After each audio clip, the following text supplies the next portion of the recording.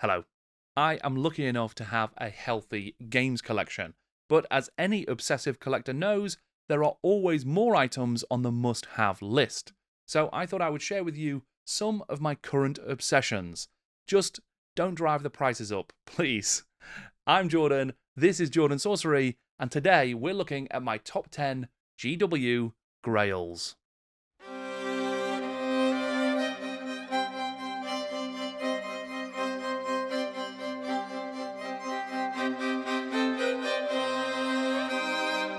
Now, these kinds of things ebb and flow. There's no static list that stays the same all the time.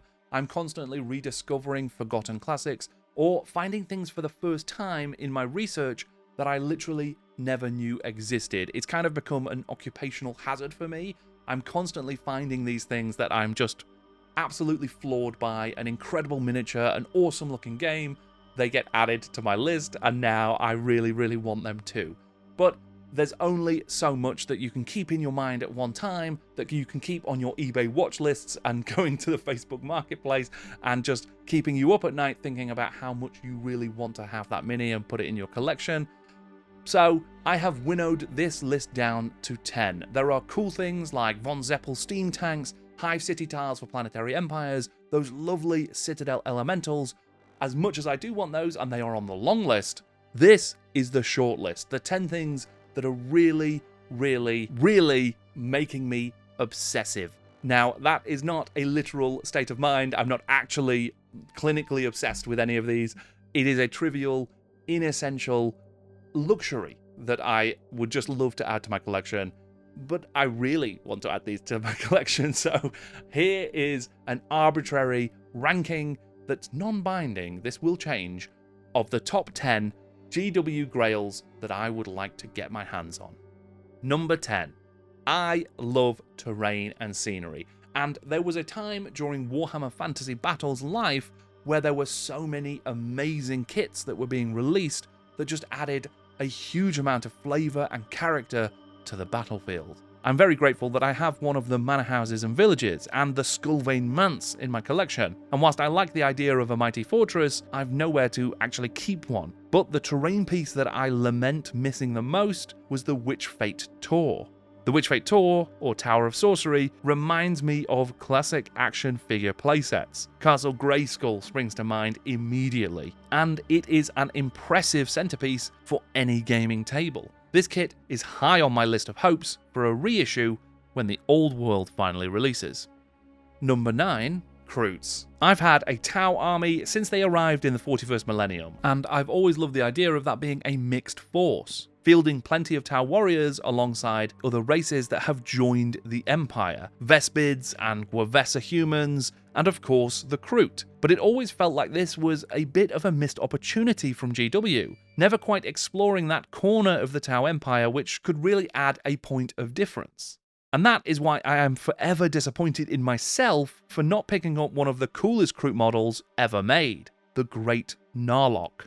I've had a few opportunities over the years to buy one of these awesome guys, but for whatever reason, I just never took them. I did grab some Narloch riders whom I love, but the Great Narloch, whether that is with a bolt thrower on its back or as a pack animal, has just continually eluded me. Oh, and number 9.5 is the Games Day exclusive Forge World release, the Kroot Bird. Always wanted one of these little lads. Number 8. If you were lucky enough to attend Games Day France at Le Stade de France in Paris in 1997, then you would have got the opportunity to buy a limited edition Bretonnian Knight. Sculpted by Gary Morley, this is Le Chevalier Ermite de Melmont. Rules were even written for using the character in the 5th edition of Warhammer Fantasy, and apparently only 800 of these fellows were actually made. And though I do not now own, nor have I ever had, a Bretonnian army, I really like this mini. Number 7. Speaking of limited edition models, there have been a number of promotional miniatures released over the years. One such rare chap is the PR10 Chaos Sorcerer on foot, released in 1996. I have the mounted version of this Sorcerer that was released a few years later, but I missed out on the original. And this guy is such a perfect example of a corrupted Chaos Sorcerer. He's just a bit weird. Number 6. I have always been a massive fan of Mano War, the 1993 naval battle game set in the Warhammer world, devised by Andy Jones, Bill King, and Nigel Stillman. I've owned a few copies of the game over the years, and I'm pleased to have it back in my collection now. But one thing that I am very sorry to admit is that I have never owned either of the 2 expansions released for the game. The first, released in 1993, was Plague Fleet, which brought with it fleets for the Ruinous Powers, the Chaos Dwarves, and the Wet Rats themselves, the Skaven. And the second, released the following year, was Seas of Blood, which introduced flyers and sea monsters to the game. These 2 sets have always been right on the edge of my collection, and one day I am certain that I will catch them in my net. Number 5. Before Forge World settled into their current form, providing ongoing support for GW's specialist games, they experimented with a lot of different types of product.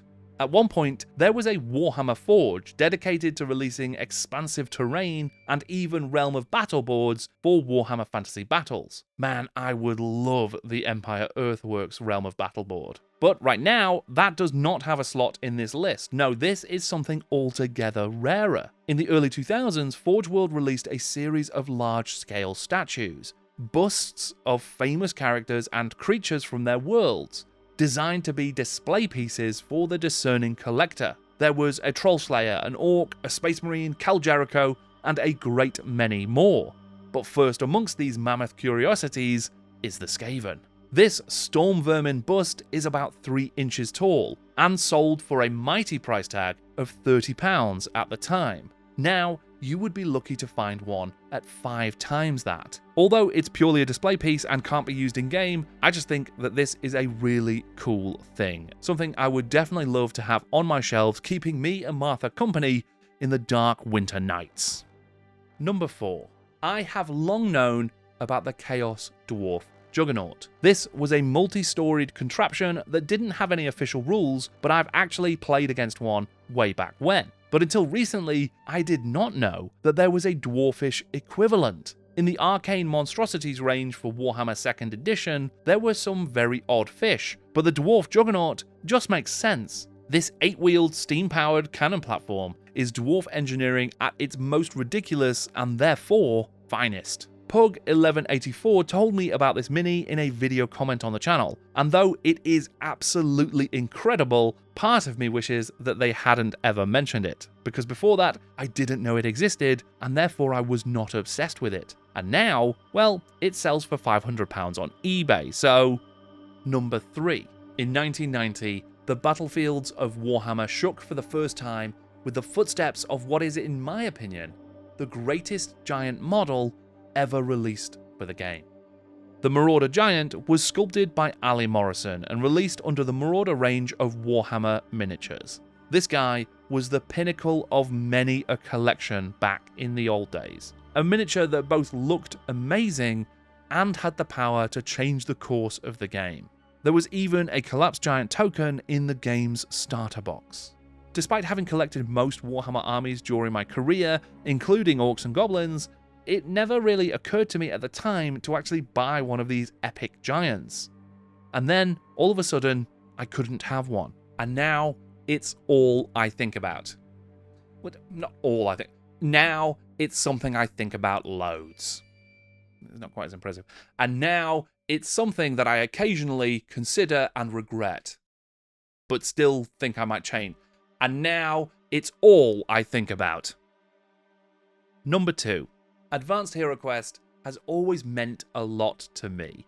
My gaming career started with Heroquest and Warhammer Quest, and Advanced Heroquest sits perfectly between those two. It's the connective tissue, it is the missing link in the evolution, and it's a fantastic game.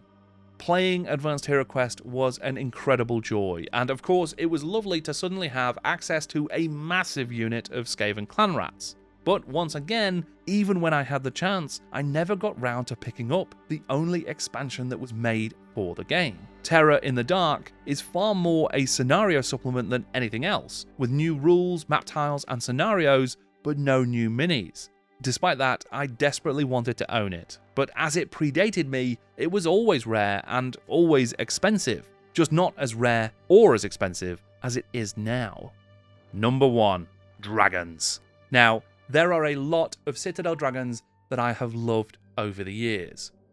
Minithir will always have Paris. But there are some that are even more impressive than the rest. The plastic dragon from Talisman 3rd Edition's Dragon Tower expansion, the Forge World Elspeth von Draken kit, Nick Bibby's Great Spined Dragon. These are incredible miniatures. But right now, there is one dragon that I would really love to own, that makes me wonder about the possibilities of the future, that makes me look onto eBay every morning with hope in my heart. And that is the Citadel Blue Dragon from 1987. This pudgy, friendly-looking dragon is the product of a sorcerer's apprentice turned into a dragon as part of a spell, and was the second in Citadel's series of dragon box set releases. And in that beautiful blue box, you would find not just the dragon, but also a sorceress and a magic book. The dragon was sculpted by Trish Carden, and it is wonderful. It really reminds me of traditional children's storytelling. I can imagine this dragon being created as a special effect in a late 80s BBC children's television programme. There's just something magical about it. I love this tubby beast. I wasn't able to confirm for sure who sculpted the Sorceress and the magic books, but Trish Carden suspected that they may have been by Bob Naismith, a fantastic addition to this set. It's not the biggest and scariest looking dragon, it's not the most expensive or rarest of dragons, but there is something about this set that it speaks to me and makes me feel a certain way. It filled me with nostalgia for a time before I was even in the hobby, but it just reminds me of a certain type of fantasy story. It's great. So there you go. That is a list of my top 10 things by Games Workshop that I love and would love even more to have in my collection. I will stand my endless vigil on the auction sites. I will man the watchtower of the Facebook groups. And eventually, these will be mine. I hope that you enjoyed my little list. Why not leave a comment to let me know what GW Grails you're trying to get your grubby little mitts on? I am fascinated to hear what people are out there searching for. Thank you very much for watching. I am Jordan, and this is Jordan Sorcery.